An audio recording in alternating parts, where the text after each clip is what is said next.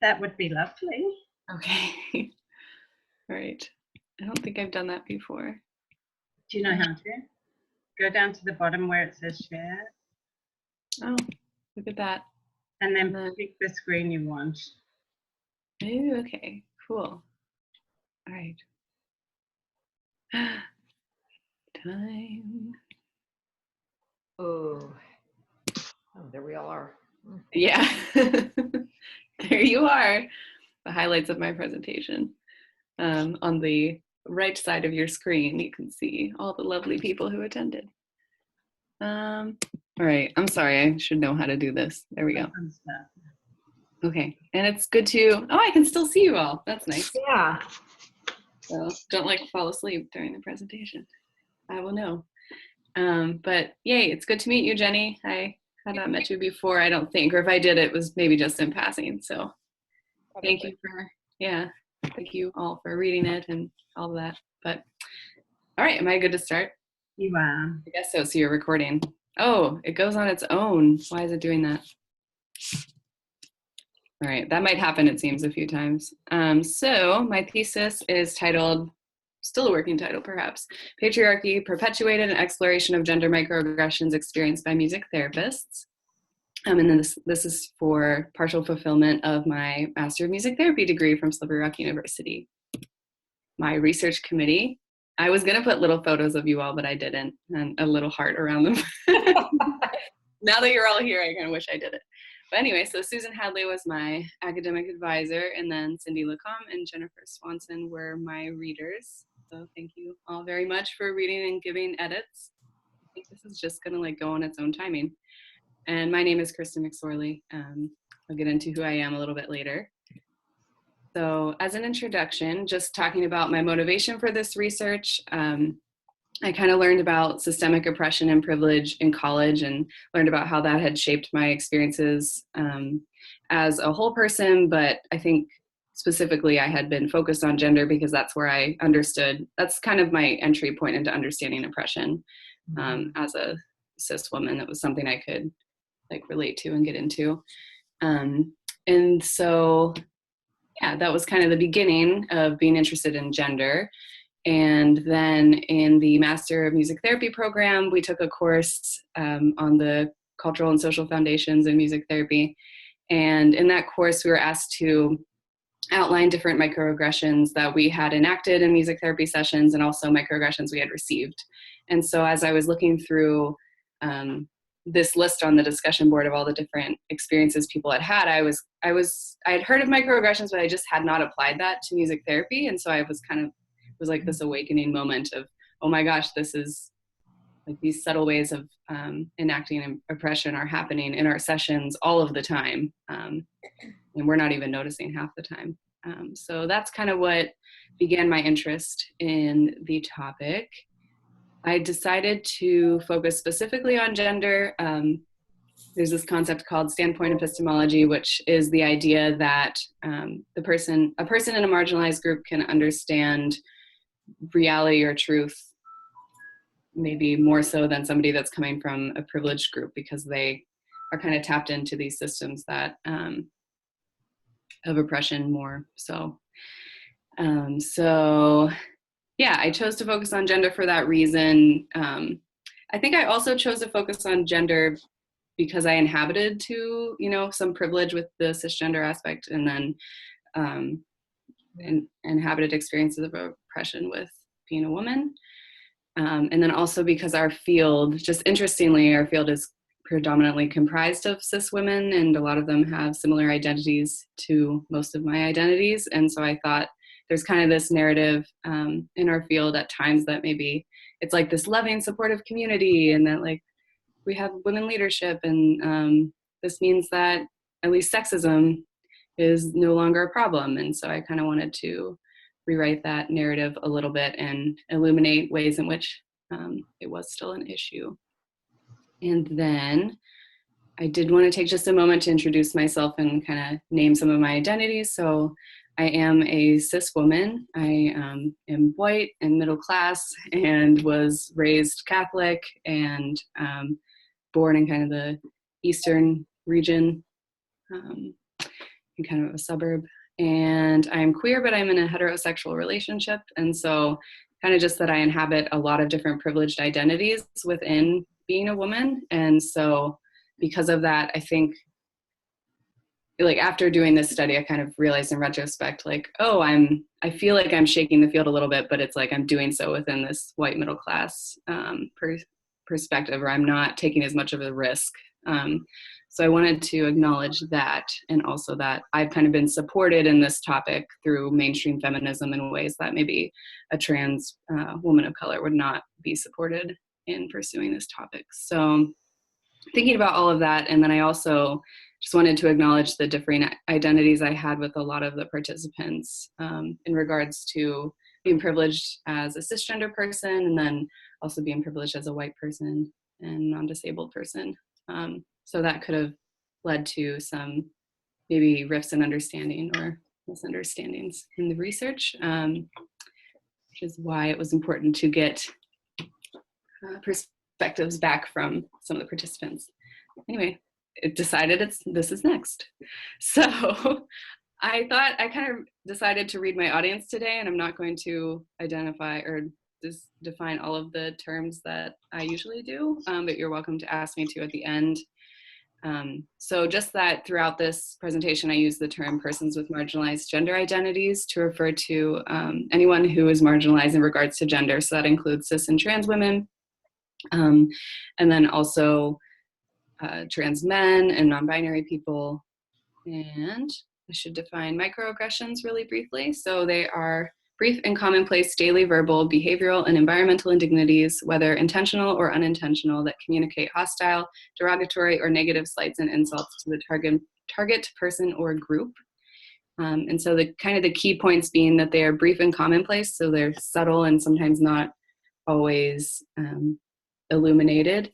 And then also that they are systemic in that they're seen as kind of cultural norms and not always challenged.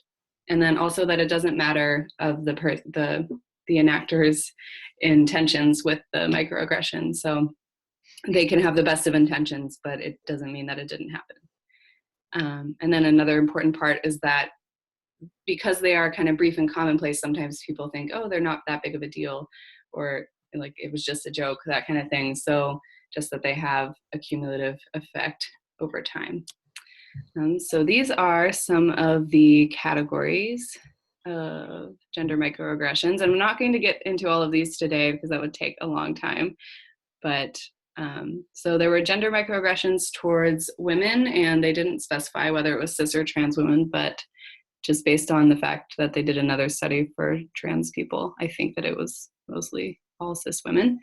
And an example, there's a bunch of categories listed, but just to point out one of them, an example of that would be an assumption of inferiority. So assuming that a woman would not be able to lift something because of her gender. And then I did want to I wanted to do my best to kind of incorporate how does race and ability and all of these other things impact specifically gender. I didn't find a lot of research on that, but I did find another article of gender microaggressions towards Black women, again, assumedly they were cis. And an example of that might be the expectation of the Jezebel. And so that is, if you take in the above category of towards women, that's including like all races of women, maybe. That's sexual objectification that occurs towards women, but also taking into the account of people being sexualized or over-exoticized because of their Blackness. So just understanding both of those layers. And then the next one is gender microaggressions towards trans people. In the study, it seemed like it was only binary trans people because it defined everyone as a trans man or a trans woman. And so it might not be inclusive of everybody's experience. And an example of that is endorsement of gender normative and binary culture. So perhaps that could be using pronouns in an assumptive kind of way.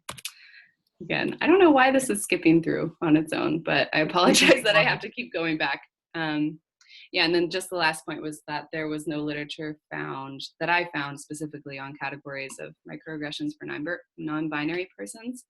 And so that's just something that perhaps could be expanded upon in the literature. So just to touch briefly on the lit that says that microaggressions do negatively impact health, there's kind of a lot of research about that.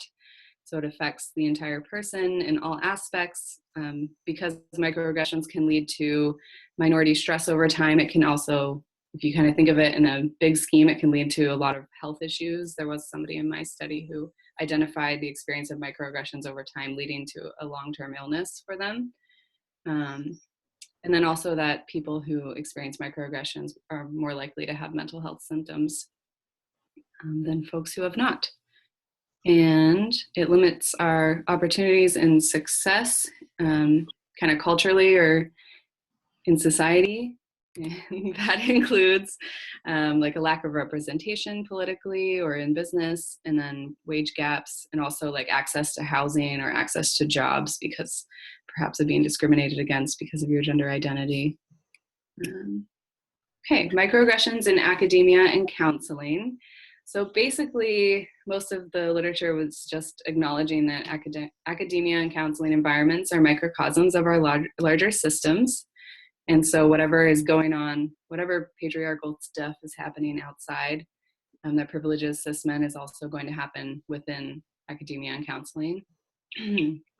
There are just two studies there acknowledging that most people in both of these studies experienced a microaggression while in college or while in counseling. So just that they are happening all the time and sort of an inevitable part maybe of interacting with people within this world, and something we need to develop our awareness. And then I thought the gender microaggressions specific to counseling were really interesting, just thinking about, and this was specifically towards cis women, but thinking about how not only are we able to or likely to enact the microaggressions that are going on in the bigger world, but because we're within this healthcare system, we're more likely to enact some problematic stuff about diagnoses or making assumptions of distress being related to somebody's gender.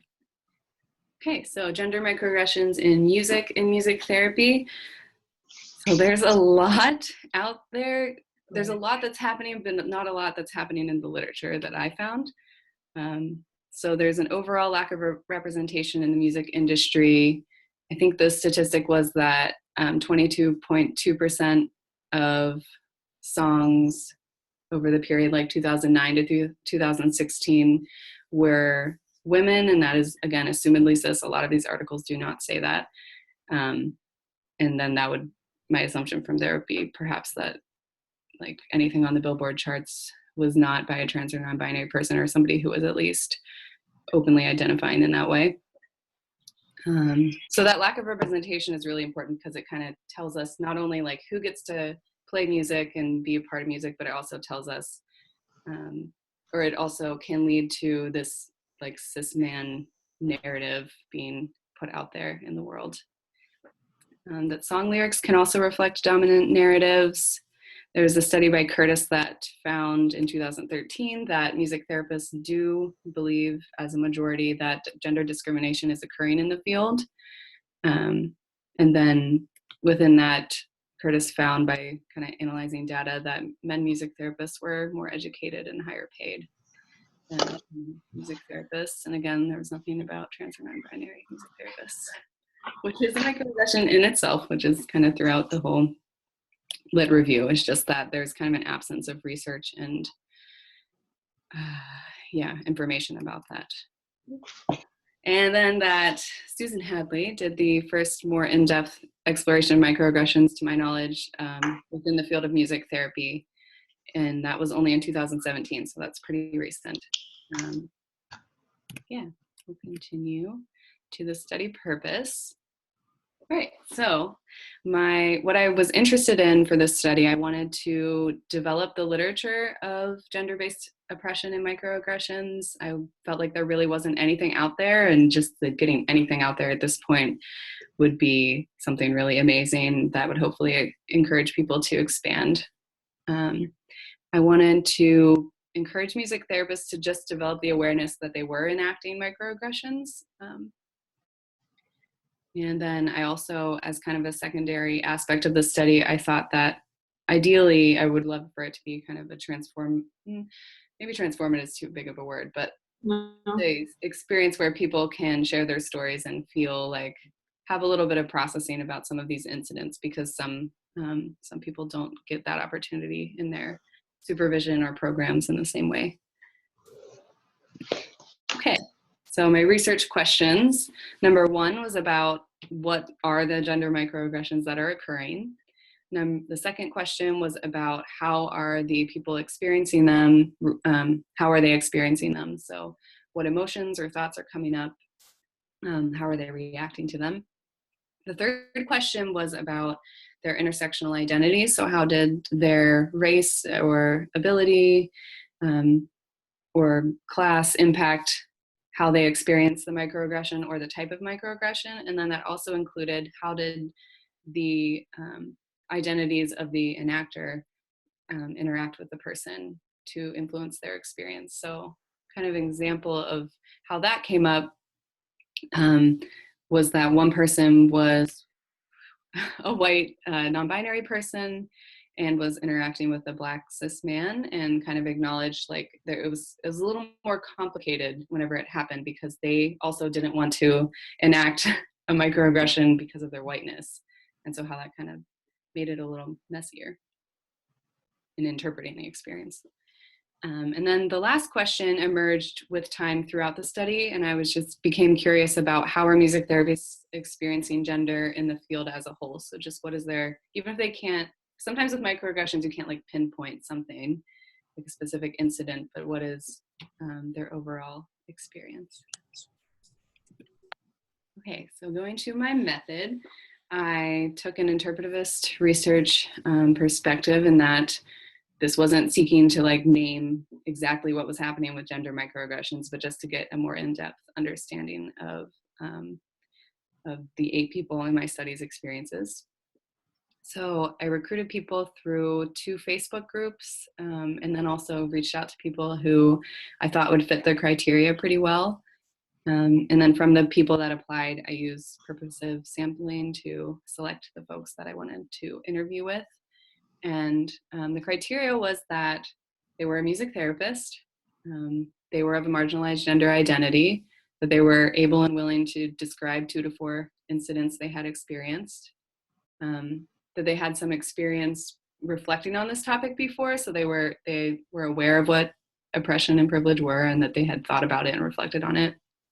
And then the last part was the demographics. And so I didn't want to have kind of like the standard music therapist, a white cis woman who was from the middle class, and perhaps Christian, maybe. I don't know if we don't actually have data on that, but that'd be interesting to know. But I didn't want that to be kind of my standard, like the only people who were involved. And I wanted to understand a little bit more about intersections with gender and how that was working. So that was also a factor whenever I was selecting people. And so you can see the demographics to the right. I had 4 cis women, I had 3 non-binary people, and 1 trans man. 5 people were white, and 3 were people of color. Within that, I had people who were Asian, biracial, and Black. And sexuality, I had 7 queer people and 1 straight person. And still, I think it's just a little humorous how I didn't really focus on that one at all. And so I guess that's what happened when I didn't think about it. Or maybe those were the people that were most interested in this study. And it is important to say that 3 people were non-binary. And so, yeah, that really impacts the sexuality too. But yeah, and then in terms of ability, I had 6 people who identified as non-disabled, 1 who identified as non-disabled with mental health needs, and 1 who identified as disabled. For the data collection, I did 8 semi-structured interviews. So I held interviews via Skype, because this is distance, and did like 45 minutes to an hour and a half. I had those 4 questions, but beyond that, it was more of just an open conversation about specific incidents and people's reactions and experiences. To analyze the data, I transcribed it. After recording it, I uploaded it into Atlas TI, which was a lovely coding software with lots of fun colors. And in order to analyze the data, I read through it, and then I would code segments that seemed important and attach codes to those quotes. And then I kind of went back to the beginning. Like after doing maybe 3 or 4 interviews, I'd go back and I'd reconsolidate the codes. And then the 5th interview, I'd go back and reconsolidate the codes. And kind of just did that over and over until I got to the end. And then I did participate in member checking. So this meant that after all the data was, after I had all the data analyzed, I sent it off to the participants, and some of us had conversations for a little bit about the categories, or about whether a few of them created different codes altogether that worked for their experience a little bit better. I think that was really helpful for me to know that I was kind of representing their experience in the data in a great way. Okay, so these are the results. So there were 49 total gender microaggression incidents. And actors included all within music therapy: professors, presenters, colleagues, students, internship directors, music therapists, and just the overall field, so the environment of the music therapy field. And then there were 5 themes and a total of 33 sub-themes within that.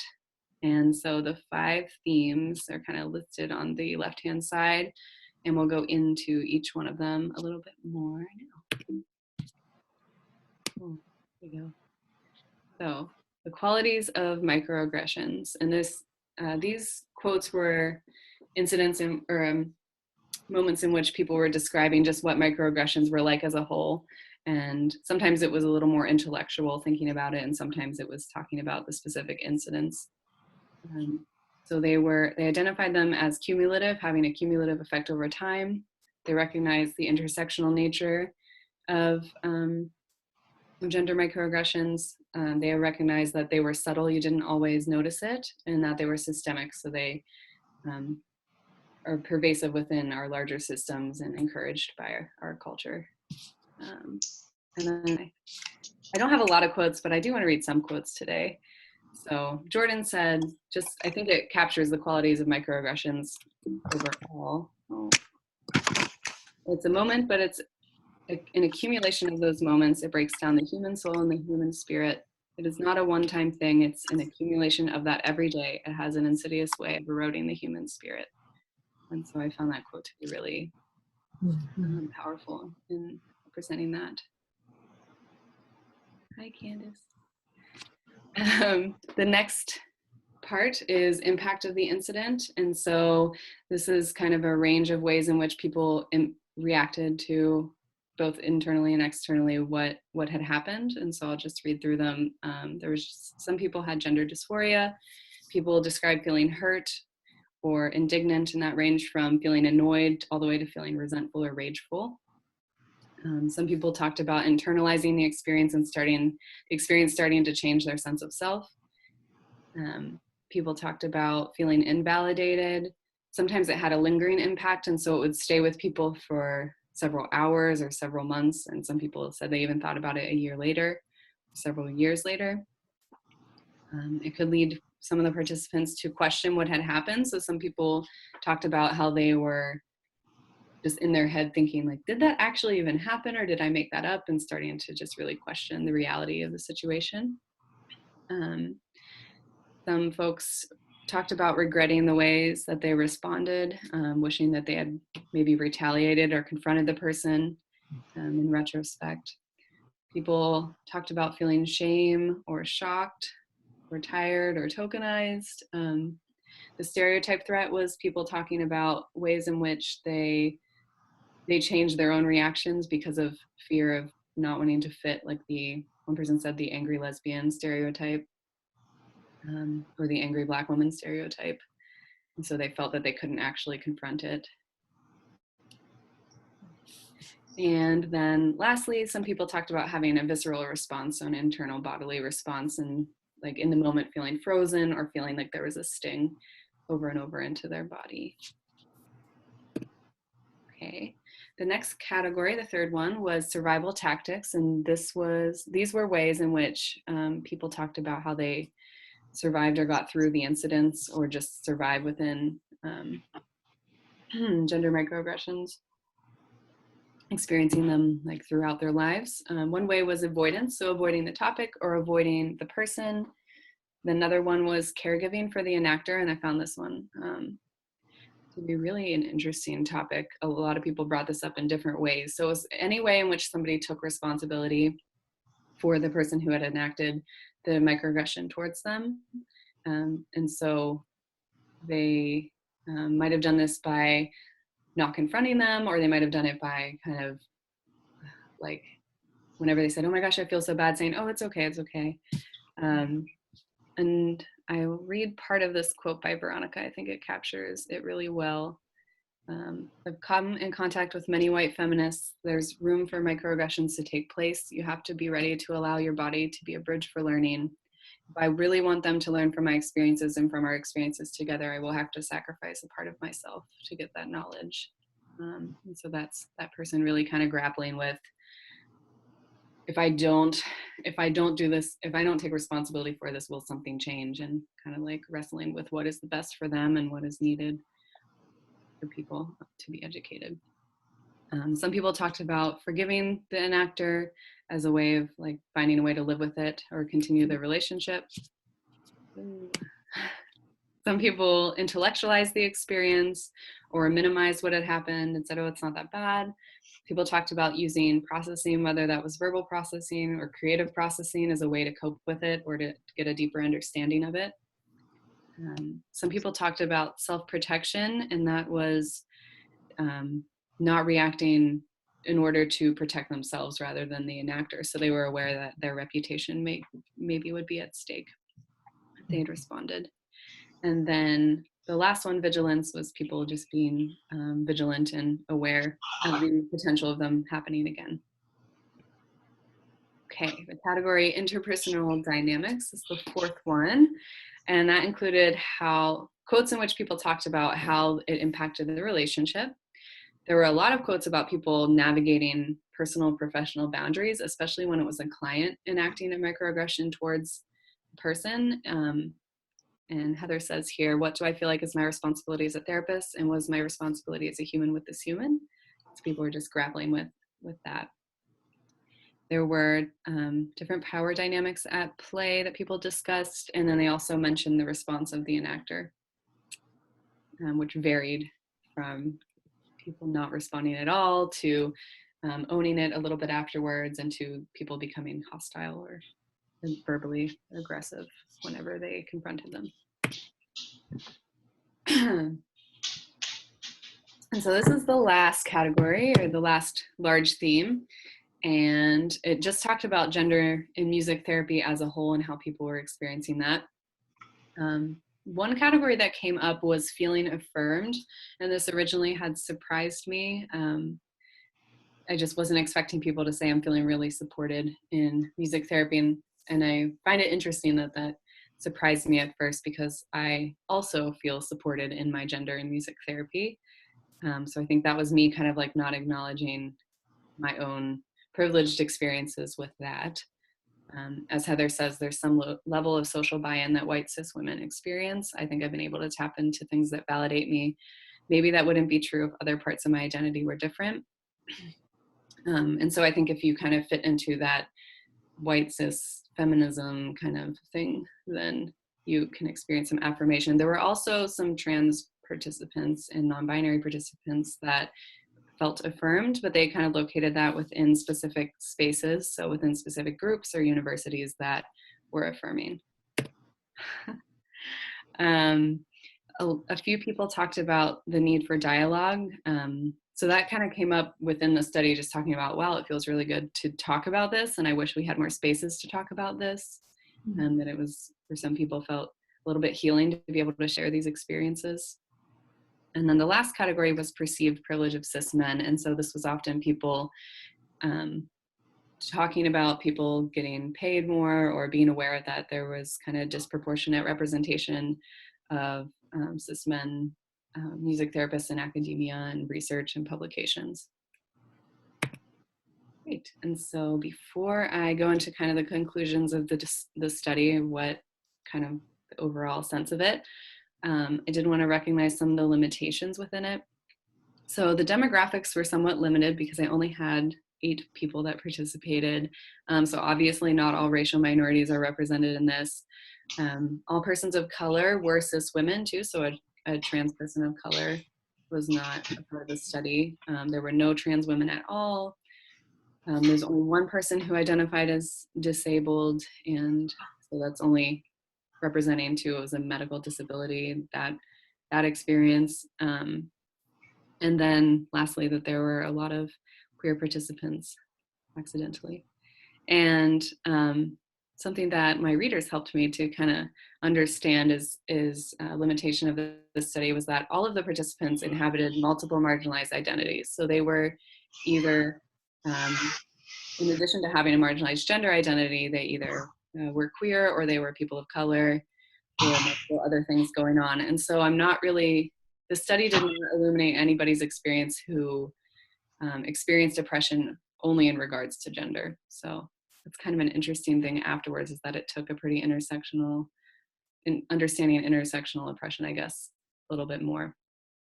So that's what it is. And I guess it's not a limitation, is a weird word for that. So I don't know if these are limitations or just ways in which the studies could be different. And then also that I obviously influenced not only the data and how it was interpreted, but also like the questions that I asked were based on my own experiences and my own worldviews, and the way that I coded the categories were probably also based on my own worldviews. So that's also part of it. And then in conclusion, the study kind of illuminated or showed that gender microaggressions do occur towards music therapists and have negative impacts on them. So they are happening in our clinical spaces and our academic spaces and internships and conferences. Just that it's really important for music therapists to begin to examine our own biases about gender, that it's important for academic programs and training programs to consider our own biases about gender, and then also other aspects of identity, of course.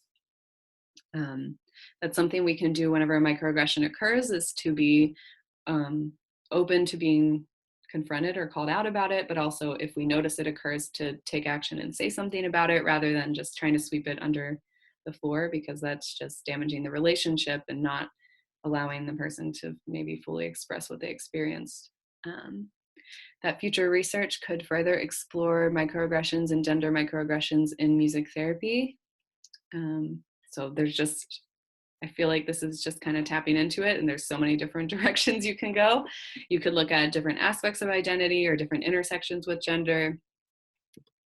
You could look at different settings in which this occurs. So you could just do clinical settings only, or only academic settings. I think that'd be a direction I'd love to go a little more into. You could look specifically at the discourse that's happening, or right at the training materials, to see how are microaggressions even encouraged in what we're like the culture of music therapy. And then the last part was that we need to have more spaces for music therapists to process their experiences with gender microaggressions. So universities can encourage peer support groups or kind of make connections with people in order for people to get support.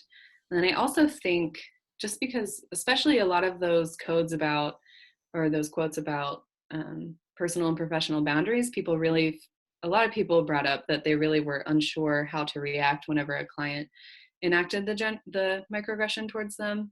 So I really think that supervision needs to kind of have the space for that processing, and also the space to support people from minority groups to kind of avoid burnout and fatigue and stress and all of that. So those are my conclusions. Here's the question slide. I'm pretty sure this is gonna take over and just go, there it goes. So there we are. Yay. Great. Hello again. You've got quite a few more people on here now. Yeah, Rachel and Candace, hello. My research cohort is here. Yay, you're driving. I'm in the passenger seat. Okay. Thank you for joining. And Victoria's here as well. Oh, I don't see Victoria, but hello. Oh, So, there you are. very nicely done. I want to give you a little a clap or something, but Yeah, nice stuff. The jazz hands. Thank you. I was wondering if anyone had any questions, comments. I have a few after other people want to ask any. Jennifer, do you have any? Bye, Maven. Yeah, I could say something. A couple Okay. things. Yeah. You too? You want me to go first? You can go first. Yeah, really well done. And I think I said in my feedback too how grateful I am that you're doing this study. I think it's really important for our field. I just have a couple questions. Yeah. I like at the end a lot how you talk about supervision in regards to when microaggressions happen from a client.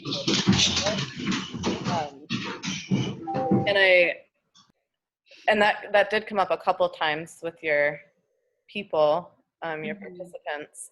So I guess I would even want to take that a little further. And I was surprised that there wasn't much research on that you could find.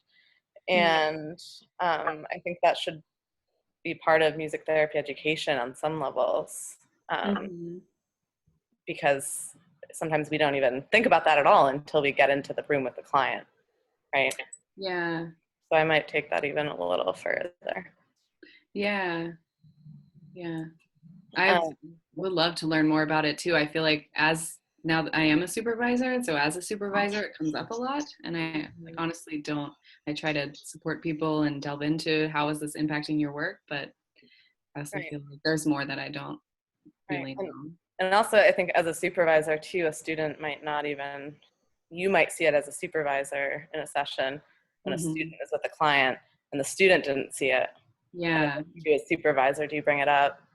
Yeah, like that happened yesterday. How do you manage that? So that's like another aspect of it.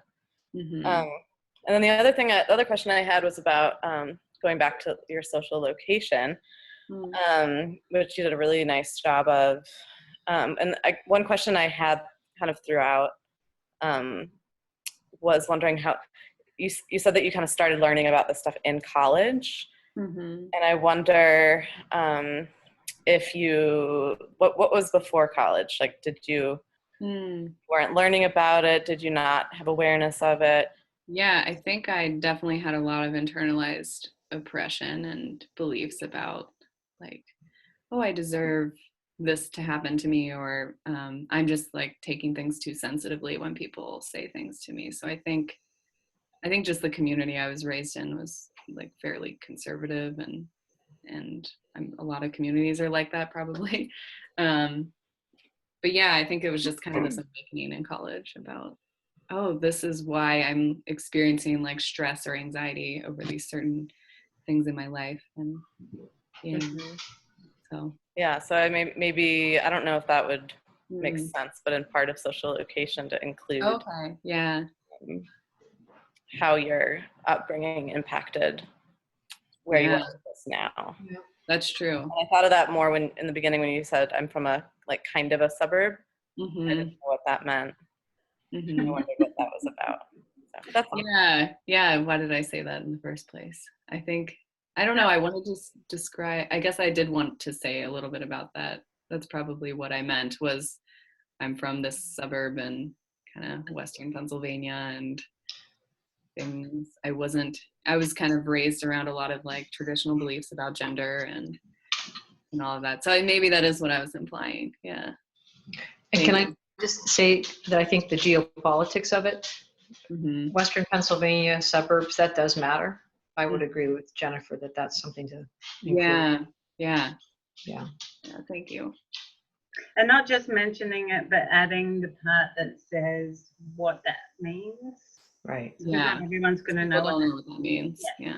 And so both of those, like adding education into the part with supervision and the social location should probably be little revisions that you do before we finalize it. Yes. And take little notes. That's all I have. Okay. Cindy. Well, mine actually tend to echo Jennifer's. I mean, one of the things I wanted was, though it's not the purpose of your thesis, the first study purpose in your slide is encourage music therapists to develop awareness of gender microaggressions that they might enact. And I guess I wanted a little more at the end. It seemed like a page was not enough to do justice, even if it is purely hypothetical in terms of how in the field, how music therapists, I mean, one of the things that you mentioned is that you'd love to look more at academics and how in academe microaggressions are enacted. And all I could think was, if you find this prevalence in your own work, what if you're doing music therapy with somebody who's not Sue Hadley, right? So I wanted a little bit more, even if it is hypothetical, about how that might happen. Like what academia can actually do, maybe. Well, yeah. What are some of the steps that we might take? And I'm going to actually look at my notes. There are a couple specific places in the revision, pages 45 and 54, where you talk a little bit about how to get there.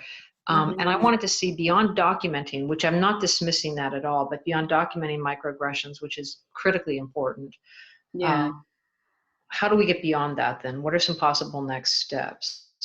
Yeah. I Give me a might talk about that more in the paper, but I'm not, yeah. I feel like I talk about that in the conclusion, but I'm not holding a little bit since I've read that part. Yeah, in the conclusion, I mean, you say the first step to preventing the continued perpetuation it involves examining our biases and surroundings and beliefs. And then a second one is additionally incorporating cultural awareness and music therapy competencies and ethics codes to a greater extent may move the profession. So both of those are brilliant ideas. I mean, I think that they're really important. My question, I guess, is how? And especially, I'll go back to the first. Examining our own biases and beliefs, I think that our biases and beliefs are naturalized and normalized, and it's very difficult to step outside of them and even see them in the first place. So this may be a circular issue, right? If we, quote, incorporate cultural awareness into music therapy, how might that actually then entail an analysis of privilege and of our own biases and of an internalized or unconscious bias? Because I think as an gender studies teacher, what I know is people can say, yeah, stereotyping sucks, but still practice them without even knowing that they're doing it. Yeah, I think so. And so my suggestions are, process. Yeah, in some ways they're outside the scope of your main purpose, but given again the study purpose, encourage music therapists to develop awareness, I want to know if you have any ideas about how that might look. Yeah, I think, well, obviously what I talked about in terms of incorporating it, if you're not even incorporating it. Right. But I guess I could talk more about like specifics in terms of, for me, it's always been helpful. I'm a written person more so reflecting in journals and having maybe questions and prompts about that, and reflecting creatively, just taking like inventory of your life and even readings that you're doing. Sorry, Sue, but even the kinds of readings that you're doing. I mean, I think that, my God, your lit review could serve, or your bibliography could serve as a potential intro to. Yeah, right. Really. I mean, having that available to other music therapy professionals, professors, etc., could be incredible. Yeah. So I see two ways that you could look at this. One is the same problem that we've had with teaching about music and technology in music therapy, is that there's an older guard of music therapy professors that didn't really engage in music and technology stuff, and so that then really reflected how that was or wasn't taught in music therapy programs. And so this is a very similar thing, and it's not just gender microaggressions, it's ableist microaggressions, it's racist microaggressions, it's so many, different things, but you're looking at gender in this particular case. But it would be, how do you educate the educators about this so that they'll incorporate it within their programs? That's one thing that you could sort of put out there. Another thing that could be that you develop a CMTE that helps, that you take around to different regions and national, that we always want these really great CMTs, don't we, Jennifer? Where you teach about microaggressions, and hope that the thing is, if you just say that it's journaling that you do, which is your way of doing it, then the person has to be very self-motivated and already. Oh, am I frozen? You are back now. I'm back. You're saying journaling, if you say that, then the person has to be self-motivated, and they have to actually already know what microaggressions are. And if they don't know either of those things, if you didn't know them until you came into contact, you know, at the university level, then there are other people that won't know that. Yeah. Yeah, because that's not like, oh, sorry, Kristen, go ahead.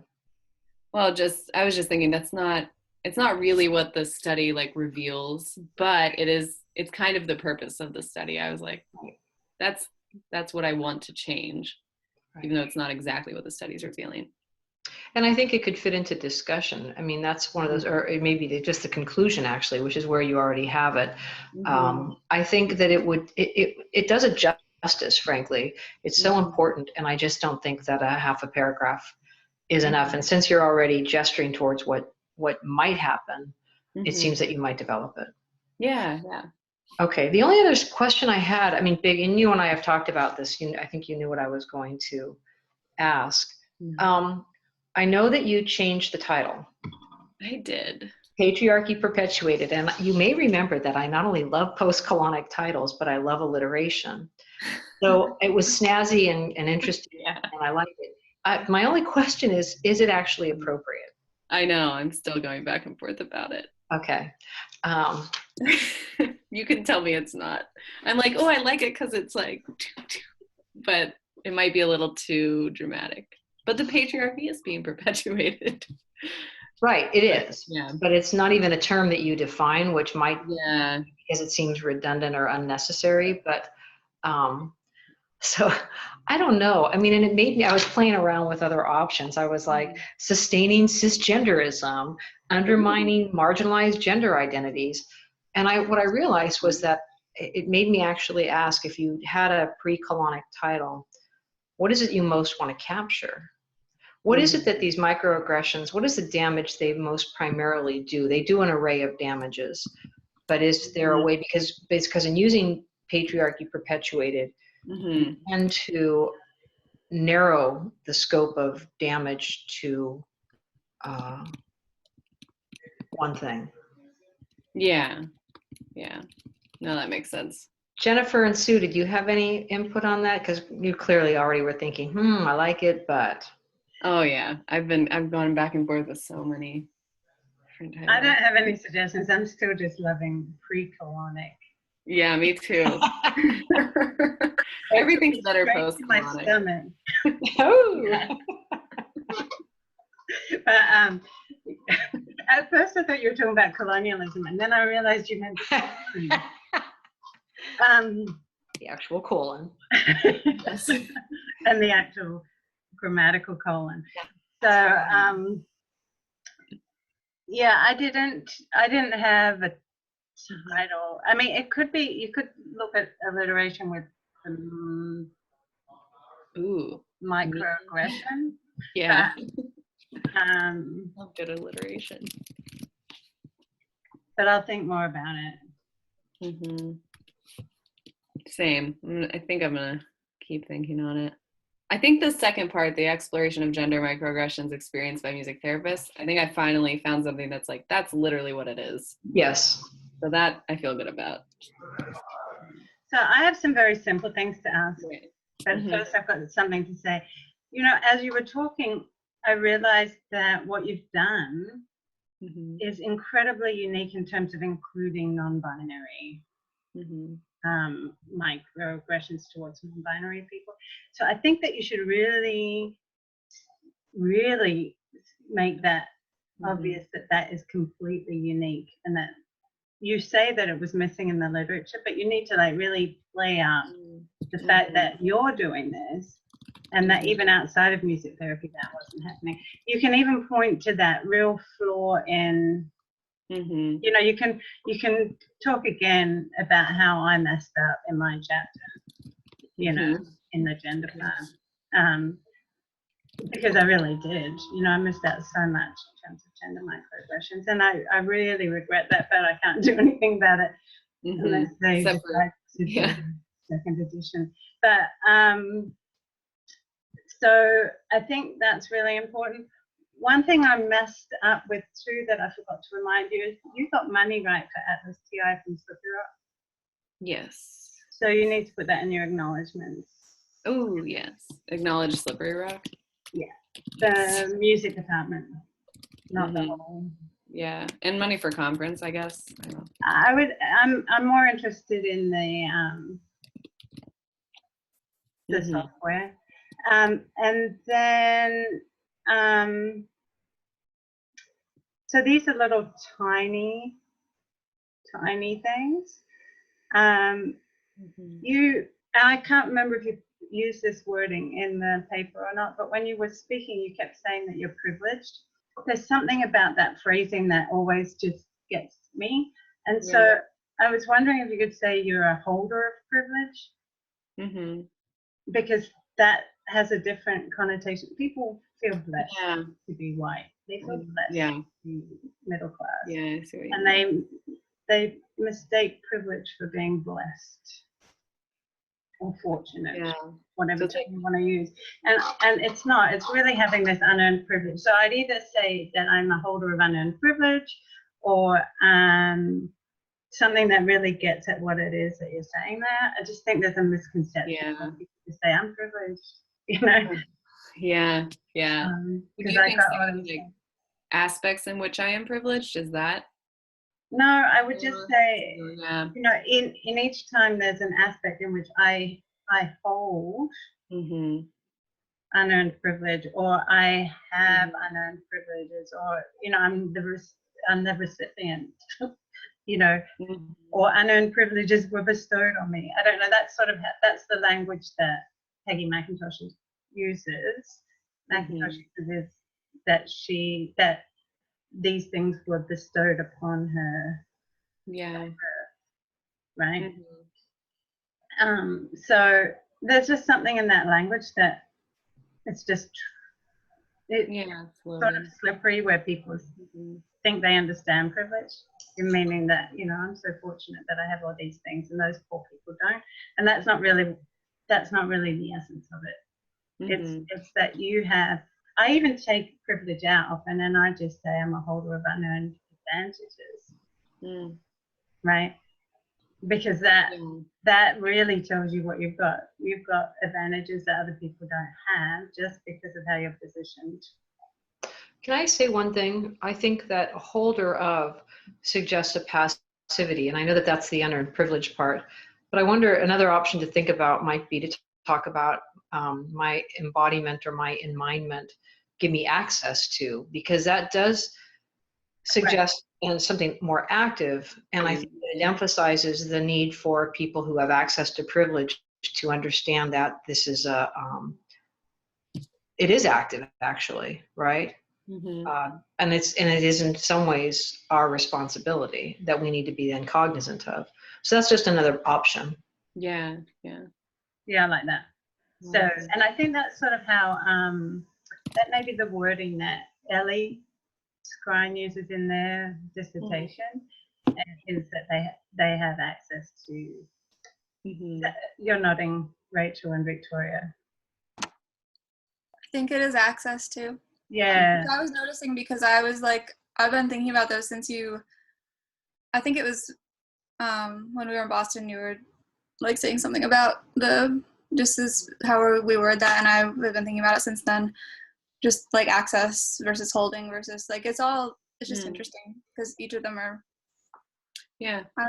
like holding. I think of it as like you could still let go of it, and access is like you can turn off access to something. So none of them are perfect to me, but I do understand like each of the different ways that implies different. Well, and Really? we probably could try and close off our access, right? Shut off our access. It's just we don't. We could say, I'm not going to take that loan that you're going to give me because you're only giving it to me because of these aspects of my identity. Or, I'm not going to go up these steps because, it's access to me that's not access to somebody else. So we could refuse that access. It's just we don't often because we reap the benefits. And so you could even say, I reap the benefits of having, access to unearned advantages based on my social locations or many of my social locations. So anyway, that sounds even more like, oh, I love it. Well, I mean, we do reap benefits from it. And the thing is that we're so often not aware that we're doing that. Right? Right. But I think I feel like it's saying like the unearned part instead of like privilege part. Like that's the most important part for me, and like making the distinction. Like instead of just saying like I have privilege, it's like I have unearned whatever, unearned privilege or unearned whatever other word you use. That's like making that distinction of it specifically is. Yeah, it's nothing I did to get it. It's just yeah, instead of just saying I'm privileged. Yeah. And then the other thing, you talked about the fact that you have 3 non-binary people, and that you don't have a trans woman, you have a trans man. You don't identify that the 3 non-binary people were all assigned female at birth. No, I don't. So every single person in your study was assigned female at birth. Yeah. Cool. And I think that you might want to say that. And then just one other tiny wee one. On your slide when you talked about enactors, I don't remember you putting clients as one of the enactors. But then you talk later about clients being enactors. I might have missed it. I noticed that too. Yep. You're right. Yeah. And while you do say in your paper that you're non-disabled, I think, or that was sort of missing in your social location and your presentation. That one of those things that we keep forgetting. Be much more aware of. So, but just again, they're all things that are probably in your paper. In different ways, but not the assigned female at birth thing. That just struck me today when you were talking about it, and I was thinking that might be important to put in because you didn't have a non-binary person who was assigned male at birth, which we could have done.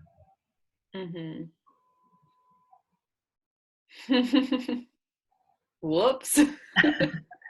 Let's just do it again. Yeah. But no, I mean, yeah. And I keep saying everything that we write, everything that we research, as soon as it's done, we think, oh, could have done that. It's the way that works.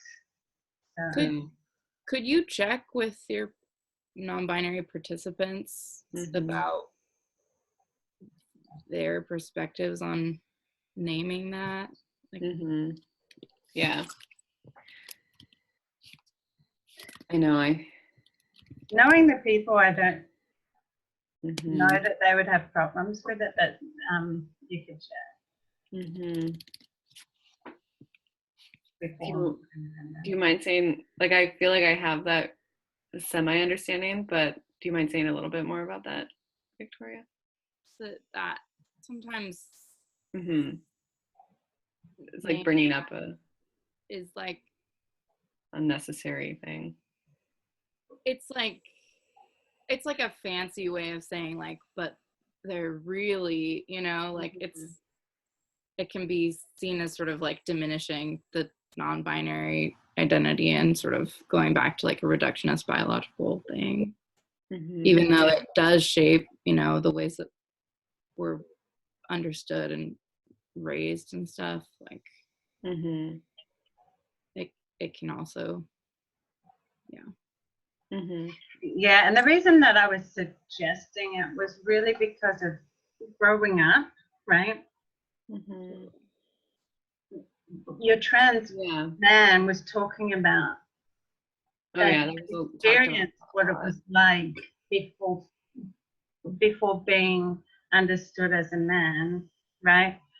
Sort of having these experiences in male spaces, understanding these microaggressions that are being made, or just outright, you know, aggressions that are being made towards women, Mhm. cis women, where he's sort of feeling like, oh, I've had that experience as well as the ones that, you know, I'm now being understood as a man and not experiencing those things as much, Mhm. right? But I do see these things because of my experience growing up, and I'm wondering if some of the non-binary people also, whether that would have been different if the non-binary person was assigned male at birth, because of the different growing up experiences that might have happened to a certain point, but I don't know.